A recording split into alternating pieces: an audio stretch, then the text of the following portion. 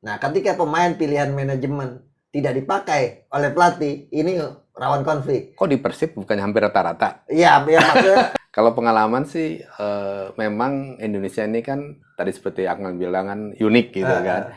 Memang harus orang-orang pelatih, dia mungkin pelatih apa dari luar negeri yang sudah pengalaman di Indonesia. betul. Sehingga keunikan ini mereka pahami. Kalau pelatih yang benar-benar masih baru biasanya itu dia lebih parah. Menyentil PSSI dengan cara itu. Kalau PSSI mau cari duit, kita kasih lah Ya. gitu kan istilahnya. Nah, ini kan sama. Kalau manajemen mau cari duit di Persib, kita kasih lah. Hampir satu pekan satu pelatih. Hampir satu pekan satu pelatih. Dan yang paling menarik ada rekor-rekor juga. Misalnya ada baru satu pekan di Indonesia juga sudah diganti misalnya. Karena kan belum lama juga ada joke mungkin ya, saya nggak sebut nama klubnya. Pelatih sudah bicara-bicara tapi pemain nggak paham gitu. Iya. Itu hebatnya sepak bola kita. Kayaknya sepak bola kita seperti itu gitu. Gitu kan. Berani memecat pelatih yang sudah dikontrak mahal dengan cara-cara yang unik yang sebenarnya problemnya ada di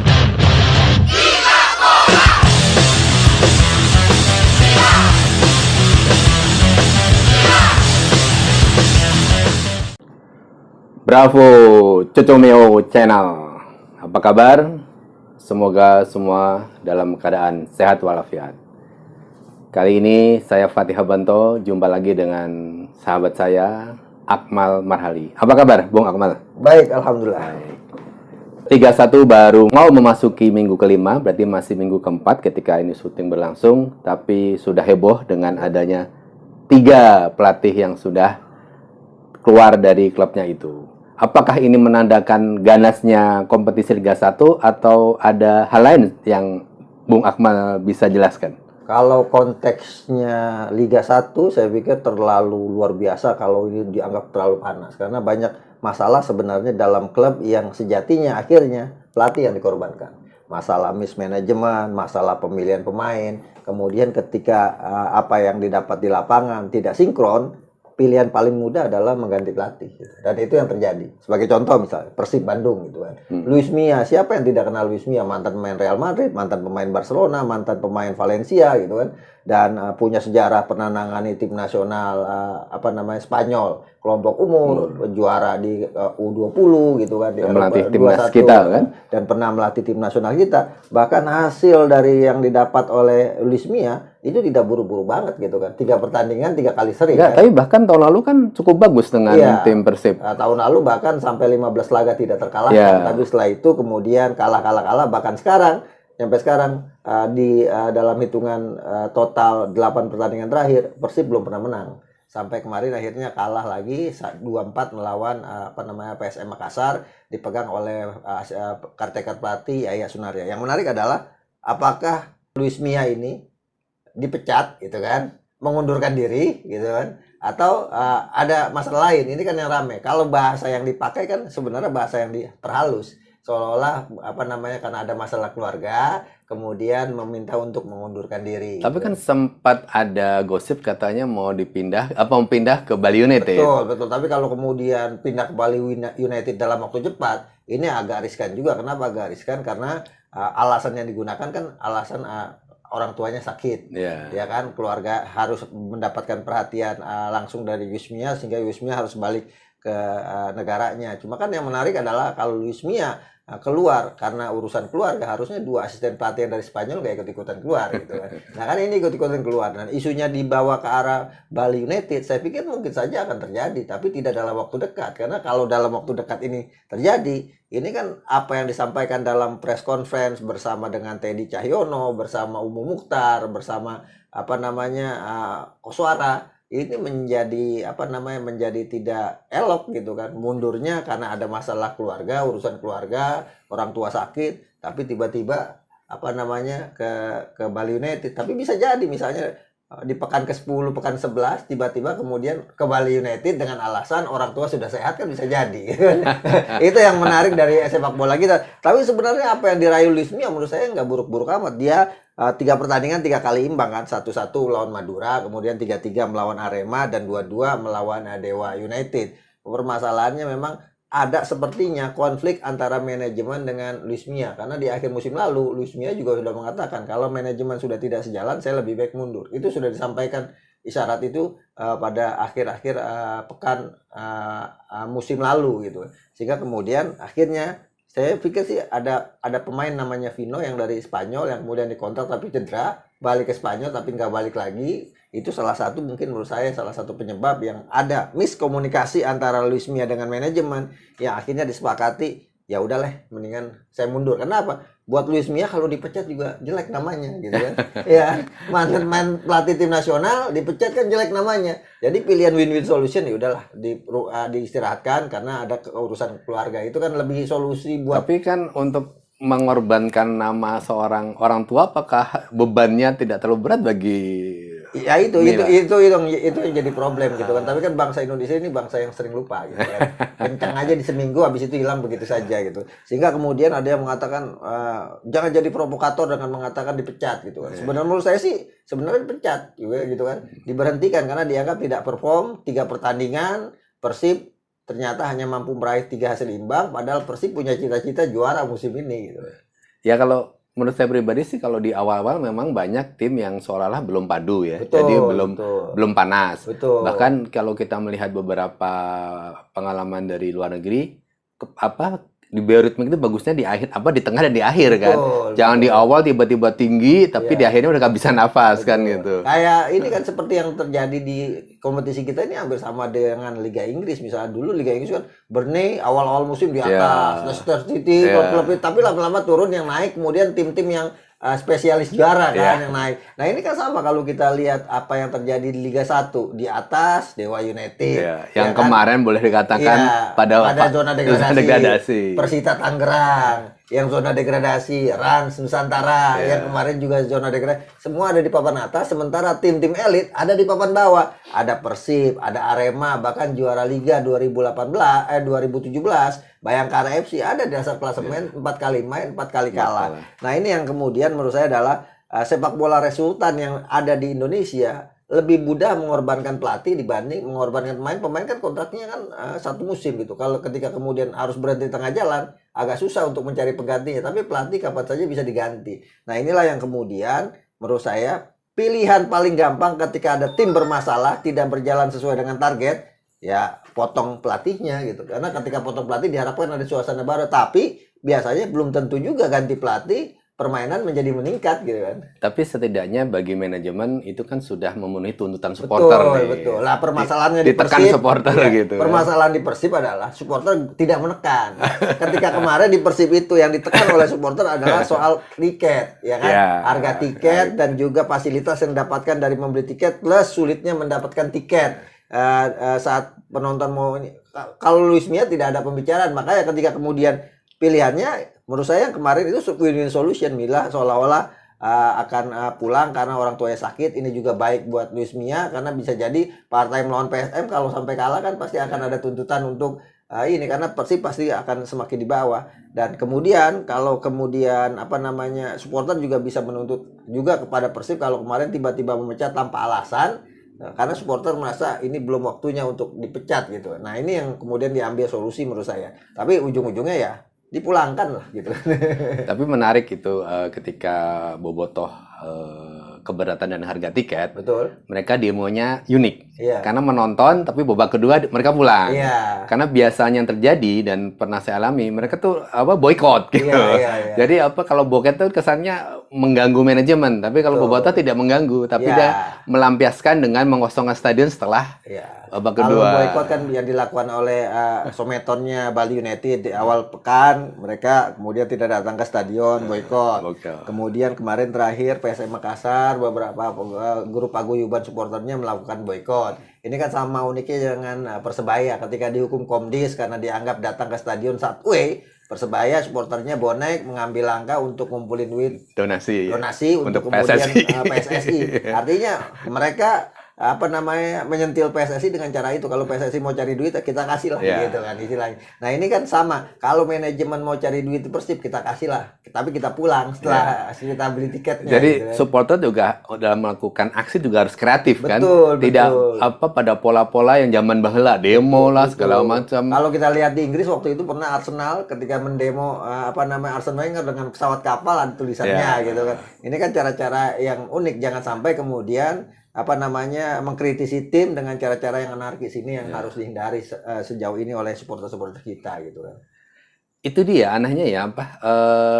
Padahal kan beberapa kayak Luis Milla itu kan sudah dari apa keberlanjutan kan, Betul, betul. bukan pelatih yang baru musim ini baru masuk gitu. Betul. Padahal kalau sudah keberlanjutan itu kan berarti dia sudah apa namanya sudah saling mengenal gitu Betul. kan. Kalau Kecuali menurut kalau saya, pelatih-pelatih baru iya, yang baru musim ini mungkin belum kenal sifat-sifatnya jadi mungkin ada gesekan gitu. iya, kalau saya ngelihat di Persib ini uniknya, kadang-kadang ada pemain pilihan manajemen.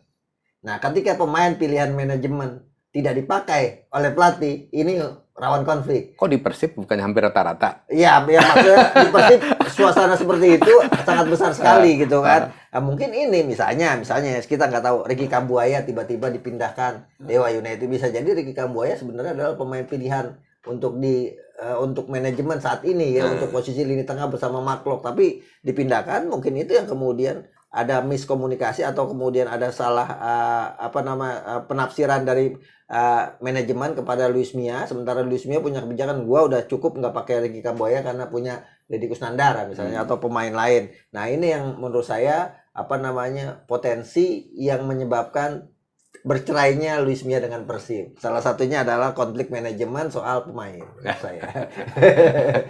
Ya, selain Luis Milla kan ada yang lagi nih, ada Putu Gede kalau nggak salah. Betul. Ini bagaimana melihatnya? Nah, kalau Arema ini unik gitu kan. Orang di mana-mana yang dipecat itu, yang mengundurkan diri itu pelatih kepala gitu. Ya. Nah, tapi ini yang mengundurkan diri asisten pelatih. Gitu. Artinya menggambarkan bahwa betapa regulasi sepak bola kita ini bisa diutak-atik semau-maunya gitu kan. Istilah saya adalah pelatih joki. Jadi pelatih sesungguhnya di Arema adalah Iputu Gede. Sementara Joko Susilo yang punya lisensi A-Pro itu hanya pelatih joki yang dipakai lisensinya. Sementara sebenarnya peran kekuasaan ada di Iputu Gede. Makanya kemudian Iputu Gede merasa bertanggung jawab setelah Arema tidak mampu meraih poin maksimal, hanya mampu meraih 1 poin ya dari 4 pertandingan yang dilakukan, yakni imbang 3-3 melawan Persib, kemudian kalah 0-1 lawan Dewa United, kalah 2-5 lawan Persib, terakhir kalah 1-3 dari Bali United. Ini yang kemudian membuat Iputu Gede menyatakan mundur gitu kan. Nah, langkah mundur ini kemungkinan juga akan diikuti oleh Joko Susilo karena manajemen Arema, manajernya Wibi mengatakan bahwa dalam waktu dekat, seminggu ke depan itu kemungkinan sudah ada pelatih kepala definitif buat Arema. Ini kan menggambarkan bahwa sejatinya ya pelatihnya adalah Iputu Gede. Cuma kalau kemudian Iputu Gede mundur, Joko Susilo mundur, Arema tidak punya pelatih gitu kan. Karena pelatih sejatinya kalau misalnya Joko Susilo yang mundur masih ada Iputu Gede ya kan. Ini kalau kemudian Iputu Gede mundur, Joko Susilo mundur, nggak ada pelatih yang bisa diharapkan untuk sesuai dengan lisensi yang ada. Jadi manajemen Arema mengatakan bahwa 2 pekan ke depan akan ada pelatih baru buat Arema. Jangan-jangan Robert Renal. Nah, di sini kadang saya bingung juga ya. Putar-putar akhirnya orang itu tuh lagi betul, gitu. Betul. Nah, ini kan bola kita uniknya gitu kan. Gantinya itu lagi dan kadang-kadang hanya tukar-tukaran pelatih gitu kan. Seperti kemarin Rans Nusantara pelatihnya Rahmat Darmawan, diganti, Rahmat Darmawan pindah ke Barito gitu kan. Nah, itu yang kemudian terjadi karena pilihannya sangat minim saat ini gitu kan. Ditambah lagi yaitu kekuasaan manajemen sangat di sepak bola kita itu lebih kuat dibandingkan kekuasaan pelatih dan juga direktur teknik gitu. Kalau pengalaman sih memang Indonesia ini kan tadi seperti Akmal bilang kan unik gitu kan. Memang harus orang-orang pelatih, dia mungkin pelatih dari luar negeri yang sudah pengalaman di Indonesia. Betul. Sehingga keunikan ini mereka pahami. Kalau pelatih yang benar-benar masih baru biasanya itu dia lebih parah gesekannya gitu. Nah, itu dia. Nah, inilah yang dialami oleh pelatih Persikabo gitu. Ini Sarin Isa. Nah, gimana nih? Unik kan? Kenapa unik? Dia menghantarkan timnya menang untuk pertama kali 3-1 melawan Bayangkara FC di kandang Bayangkara. Tapi kemudian dipecat gitu. Artinya dilepas kontraknya. Nah, ini kan artinya ada yang unik di sepak bola kita kok. Beri kemenangan kok malah diganti, padahal posisinya juga saat ini misalnya Persikabo cukup bagus. Dia di partai pertama imbang 0-0 lawan Persija, kemudian kalah 1-2 lawan Rans, kemudian kalah 0-1 lawan PSM. Tapi menang kemudian dan diganti. Nah, ini yang kemudian menurut saya adalah ini lagi-lagi adu kuat antara pelatih dengan manajemen. Di mana manajemen punya kekuasaan yang mungkin bentrok dengan pelatih dan pada akhirnya ya yang yang kalah ya pelatih, karena pelatih datang di kontrak, manajemen kan yang berkuasa gitu. Ya, Yang menggaji ya manajemen. Betul lah, ini yang terjadi di sepak bola kita, dan uniknya kita tunggu siapa penggantinya. Jangan-jangan ya itu lagi putar-putar, atau jangan-jangan diputar balik, misalnya ya misalnya nih ternyata Luis Mia ke Persikabo gitu kan, terus Aidil Isa ke Persib gitu kan, karena kekurangan apa namanya talent squad pelatih kita gitu, orang manajemen kita terhadap pelatih luar. Tapi yang dengar-dengar ada sosok pelatih Persik musim lalu, Divaldo Alves, yang sedang digadang-gadang untuk masuk kembali ke Liga 1 gitu kan, karena musim lalu dianggap berprestasi gitu. Entah itu kemudian ke Persikabo atau mungkin ke Bayangkara nih yang posisinya kritis, 4 pertandingan 4 kali kalah. Memang sejarahnya kalau kita pakai pelatih joki semodel Emerald Abus, itu beberapa kali tim-tim yang pakai Emerald Abus tidak begitu maksimal main. Misalnya Persija di AFF di Piala AFC tidak maksimal, Bali United di Piala AFC tidak maksimal.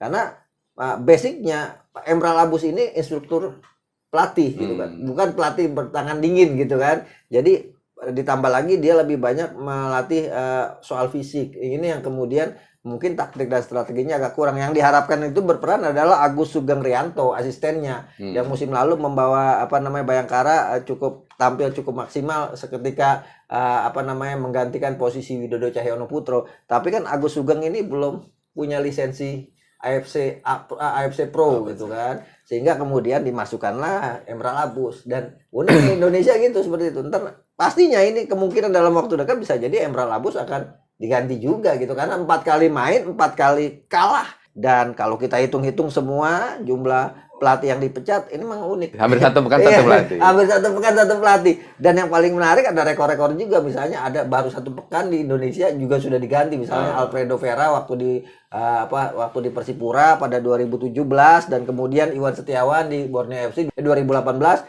itu baru 1 pekan langsung ganti. Kemudian ada Mario Gomez pada 2019 baru 2 pekan diganti. Kemudian ada juga pelatih Ivan Kolep di Persija, kemudian Robert Albert dan Luis Mia baru 3 pekan diganti. Nah, sekarang pekan keempat ada Iputu Gede dan juga Aidil Sarinisa yang diganti. Nah, kita tunggu pekan kelima. Adakah kemudian pelatih juga yang harus angkat koper segera gitu. Ini kayak take me out kan. Dianggap tidak punya performa memikat, maka harus diganti. Tapi memang jadi pelatih itu menurut saya berat. Betul. Karena dia harus punya leadership. Betul. Dia harus bisa juga memahami pemainnya. Betul. Dan bisa memahami manajemen. Betul. Karena pelatih besar pun kalau pemain boykot atau ini biasanya juga nggak berjalan. Betul. Dan sudah pemain bagus tapi manajemen nggak cocok. Iya. Bisa. Iya. Jadi ada dua customer yang dia harus lalui. Kadang-kadang manajemen tidak cocok sama pelatihnya, tapi karena sudah dikontrak mahal, kemudian dipengaruhi pemain untuk tidak ikut instruksi pelatih. Nah, iya, gitu kan. gitu. Agar ada tekanan Dia keluar. Itu hebatnya sepak bola kita. Kayaknya sepak bola kita seperti itu gitu. Gitu ya. Berani memecat pelatih yang sudah dikontrak mahal dengan cara-cara yang unik, yang sebenarnya problemnya ada di manajemen gitu kan. Karena kan belum lama juga ada joke mungkin ya, saya nggak sebut nama klubnya. Pelatih sudah bicara-bicara tapi pemain nggak paham gitu. Iya. Ya ada, karena apa? Kayak kemarin bisa jadi misalnya di Persikabo Aidil Sarinisa kan aja bisa bahasa Inggris gitu kan, dari Singapura kan. Dia menyampaikan itu dengan bahasa Inggris, sementara mayoritas pemainnya adalah selain pemain lokal ada juga pemain Amerika Latin yang belum tentu bisa bahasa Inggris. Bisa jadi itu tidak sampai. Atau Luis Mia kan, yang pakai penerjemah gitu kan. Bisa jadi apa yang diinginkan Luis Mia tidak sampai juga ke pemain secara utuh gitu kan, karena penerjemahnya mengambil langkah-langkah. Jadi sebenarnya kalau Luis Mia bisa jadi yang salah penerjemahnya nih.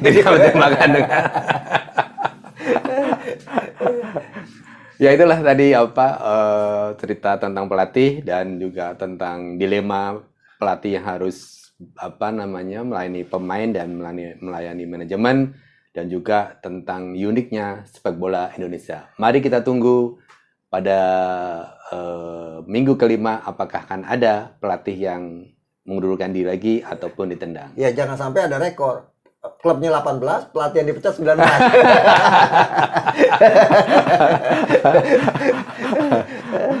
Adios, Cocomeo Channel.